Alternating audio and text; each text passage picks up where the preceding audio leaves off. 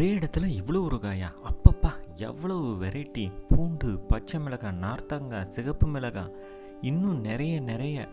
பார்க்க பார்க்க நமக்கே எச்சில் ஊறுங்க. இதெல்லாம் பார்க்கும்போது தயிர் சாதத்துக்கு ஊறுகான்னு சொல்கிறத விட ஊறுகாய்க்கு தயிர் சாதம்னு சொல்கிறது ரொம்ப பொருத்தமாக இருக்கும். அவ்வளவு வெரைட்டி. இதில் நான் ஒரு 4-5 வெரைட்டி டேஸ்ட் பண்ணி பார்த்தேன். சூப்பர். அதை நீங்கள் வெறும் சாதத்தில் கூட பெரட்டி சாப்பிடலாம். ஆனால் இதில் ஒரு சின்ன குறை இருந்துச்சு. அது என்ன அப்படின்னா, எல்லா ஊறுகாயிலையும் லைட்டாக வினிகரோட டேஸ்ட் இருந்துச்சு. நீங்கள் இந்த ஊறுகாய் வெரைட்டி பண்ணும்போது நீங்கள் நல்லெண்ணெயில் போட்டுக்கலாம். செமையாக இருக்கும், ஹெல்த்தும் கூட.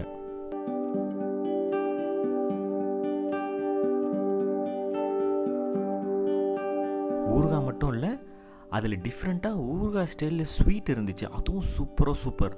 இந்த ஊறுகாய் எக்ஸிபிஷன் எங்கள் ஆஃபீஸில் தாங்க நடந்துச்சு. இந்த ஊறுகாயில் நீங்கள் எந்த ஊறுகாய் செய்யலை அப்படிங்கிறத கமெண்ட் பாக்ஸில் சொல்லுங்கள்.